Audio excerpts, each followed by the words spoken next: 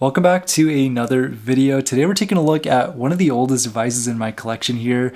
This is the iPhone 5C. I got this phone when I first started this channel, so it definitely holds a lot of sentimental value to me, but we're going to be using this phone in 2025, seeing all the kind of things that still work on this device, reliving some of that 2013 nostalgia, but also going over some of the things that don't work on this iPhone. Let's get right into it. Now, I'm going to be honest with you guys, I was originally going to film this video like a day in the life of the iPhone 5C in New York, but I'm not gonna lie guys, it's very awkward shooting a video by yourself in public. It was like 8 a.m. People were going to work. I was getting a lot of weird stares on the subway, so I decided to scrap that video idea and just do, a fun little video here at home. But I am going to show you guys a little photo test of all the different photos I took when I was in Brooklyn and Manhattan.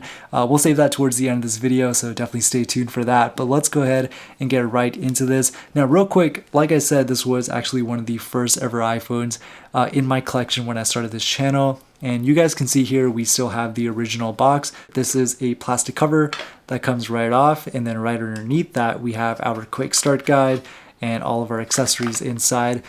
So yeah, this definitely brings me back. Lots of nostalgia here. But what's really cool about this box is I think this was the only iPhone box that was made out of plastic.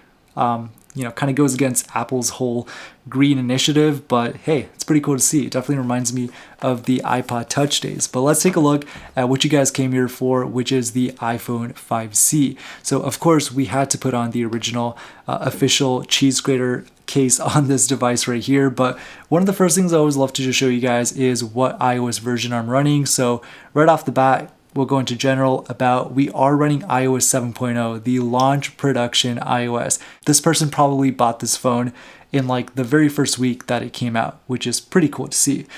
Now, one of the first things I always do with these phones as well is to just jailbreak them. If you guys aren't familiar with how jailbreaking works, it's pretty simple. It basically allows you to download apps on some of your unsupported devices, among other things as well. So there's so many different things you can do. But if you guys are familiar and you want to see what kind of tweaks I have, feel free to pause the video here and I'll slowly scroll down through everything that we have. But one tweak that I did want to highlight is the iTunes Store X7 tweak. This basically brings back functionality to the App Store. Now, if I open up the App Store here, you'll notice that it's actually working, which is very, very cool to see.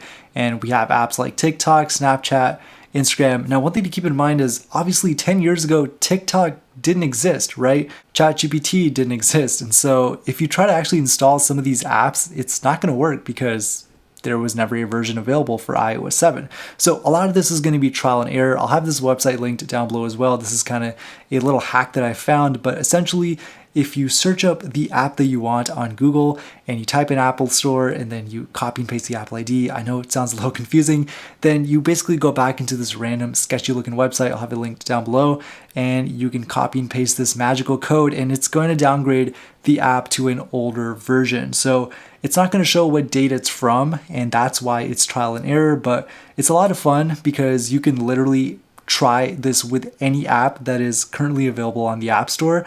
And I even tested this out with apps that aren't in my purchase history, and it actually worked perfectly fine. And let me show you guys an example here. So I downloaded Instagram yesterday, and you guys can see here, this is a very old version of Instagram. I'm actually signed into one of my old burner accounts as well. Please don't follow this account. I'm probably not going to follow you back. I don't even use this account anymore, but I just want to show you guys here. This is just a random restaurant here in Arizona.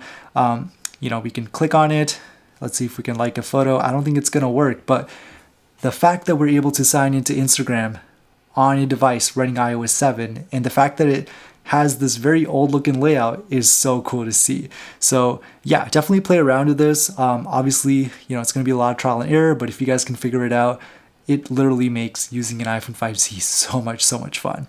The next thing I want to show you guys here, of course, is iMessage. Now, I am signed into my Apple ID, which gives me the ability to message pretty much all the devices that are connected to my iMessage account. So I had some conversations here going back and forth with myself. This is a very easy way to also transfer photos, videos that you take on this device if you don't want to connect it to a computer. So very easy to do. You can see I sent over some screenshots here, and let's send another message as well. Another hi, and I'm looking at my iPad right now and I just got the message, which is super cool to see. And let's go ahead and see if we can also make a phone call, and obviously that's not going to work because this phone doesn't have a SIM card inside of it. So we'll exit out of that real quick. But yeah, iMessage should work just perfectly fine. Now, next up on this list is Google Maps. Now, I'm just going to quickly preface, Apple Maps does not work at all on iOS 7 for some reason, but Google Maps does, so that's a plus. Also, I'm probably going to have to blur out a lot of stuff that you're seeing here in this video, but let me try to shoot some B-roll, and you guys can see here that Google Maps works just perfectly fine. You can use it for navigation, offline navigation as well. Now, obviously, because this thing doesn't have a SIM card, I was hotspotting my phone here while I was in Phoenix here, but pretty cool to see. I was able to get directions as well. And one thing that I really want to test out is if Siri can give me directions. So let's test it out. Give me directions to in and out on Google Maps. It is not supported on this device. Well, guys, even 10 years ago, Siri wasn't that great. And yeah, fast forward to today, she still hasn't figured it out. Now, I'm just kidding, guys. This is obviously in 2013. This is iOS 7.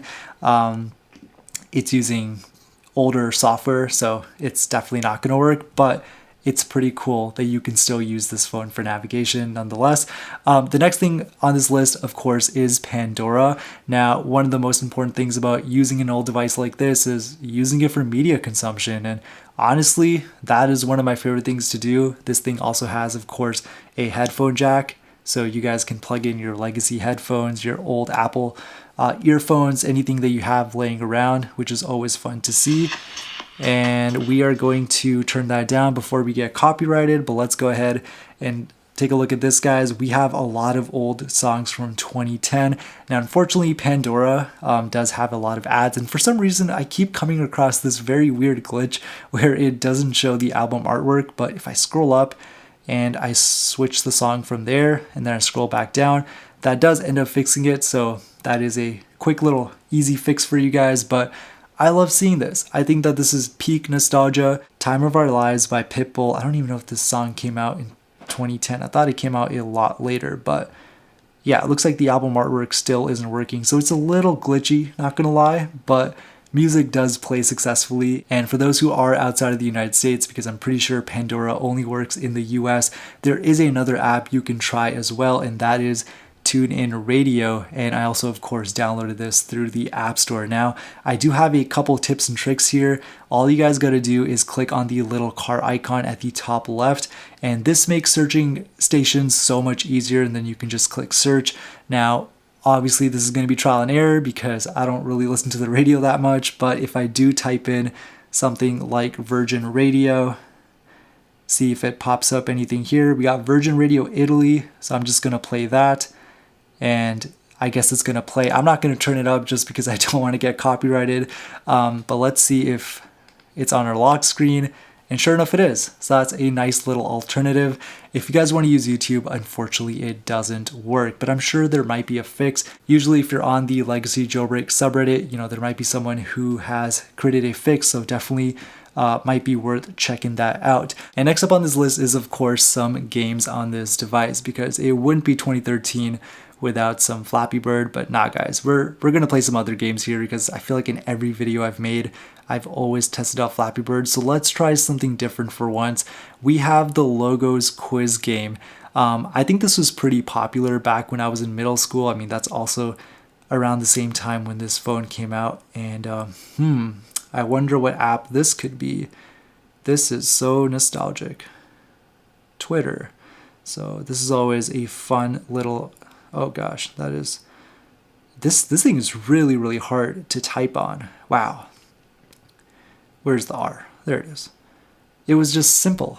Like, it didn't get any more simple than this. Like, imagine you're in class, it's 2013, and you're playing this game under your desk to pass some time because, I don't know, you're bored of whatever class you're in. Well, this is what it was like using an iPhone 5C back in the days. So pretty cool to see. One other app I also want to test out here is Piano Tiles, because this brings me back. Oh my gosh. Okay, I still remember how to play this game. Like, this is literally so familiar. Oh wait, hold on. We gotta turn this up so you guys can hear. Oh my gosh, that is so cool. Let's try that again.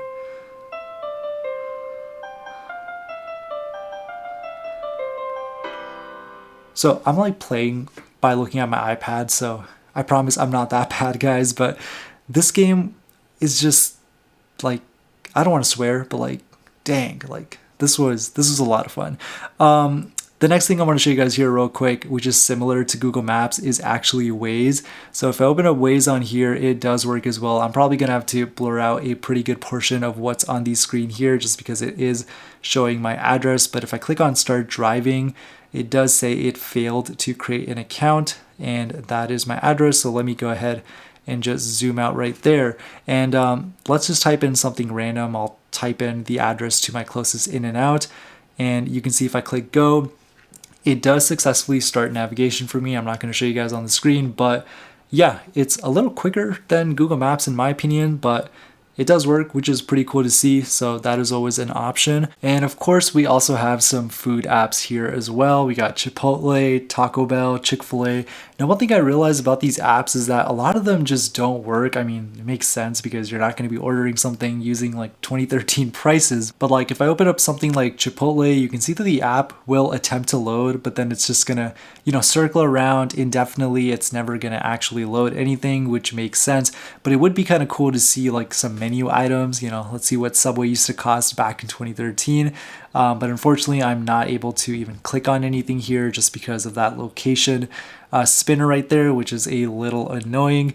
And yeah, I also have some other shopping apps on here as well, like Fly Delta. We got Best Buy.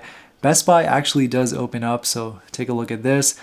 It's gonna try to force this out of the app there, but look at this, guys. I don't know if any of you guys used Best Buy in 2013, but if you guys want to see what it looked like, I guess this was it. Phone upgrades, let's see if we can do that. Nah, that doesn't work. But yeah, pretty cool to see. And also keep in mind, all of these apps here that you're seeing on the screen were all downloaded through the App Store. So like I said, there are so many different possibilities with the amount of apps you could try. It's just a little time consuming because it does take a lot of trial and error. We got Robinhood as well. I'm not gonna lie, I did try to sign into it. Probably not the best idea, and I don't recommend it at all, but yeah, it didn't work, which makes sense. I don't think you'd want to invest on software that's like 10 years old, which is not the greatest thing. TuneIn Radio, we already checked out. But real quick, I did have one more app I want to show you guys here, and that is the Google app. Now, why am I using Google and not Safari? Well, because it's actually very, very quick. So take a look at this. How did Apple perform today? And I actually think Apple hit a $4 trillion valuation today, as of the day when I'm actually filming this video. So it doesn't actually show the stock, but I mean, I can click into stuff very easily. This is the very old Google layout right here, which definitely brings me back. This is obviously Apple. Let's just type in here AAPL and then see what that does. And you can see we got some articles here. You can see it's just blazing through a lot of these websites. I was able to open this one up, and it just makes using the iPhone 5C just a little bit more enjoyable. So obviously not every single website is gonna work, but for the ones that do, it's actually a pretty nice experience. Look like NASDAQ did not work there. Let's try Yahoo Finance, and that one did not work either. So trial and error, guys. You're going to need a lot of patience if you're using one of these old phones. Now, I did want to quickly show you guys here just some of the old wallpapers from iOS 7 just to bring you back some nostalgia. So let's click into this. We got our stills. So these were the photos that didn't actually move. This was the stock iOS 7 wallpaper. Pretty cool to see. And this is the one that I'm using right now. Pretty nice. And we had a few more there as well. This one here was, I don't know, like this one kind of reminds me of Android. I think Android KitKat came out when this phone came out. I can't remember. So we also have our dynamic wallpapers as well. I think these ones actually moved around. So these were definitely interesting. So live wallpapers from 2013, pretty cool to see.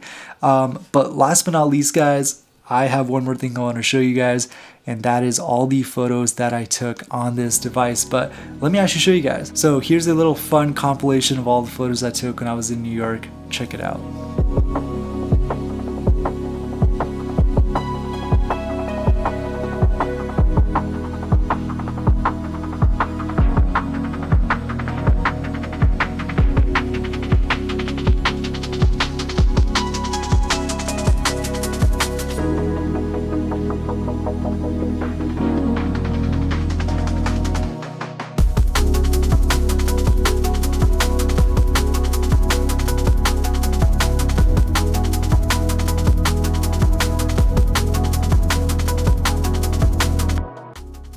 But anyways, guys, this was the iPhone 5C, a trip down memory lane.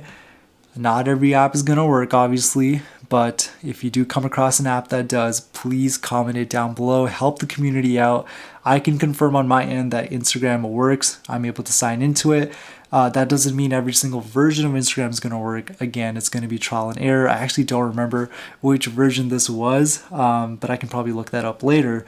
And of course, Pandora works too. TuneIn Radio works, I guess, with some radio stations.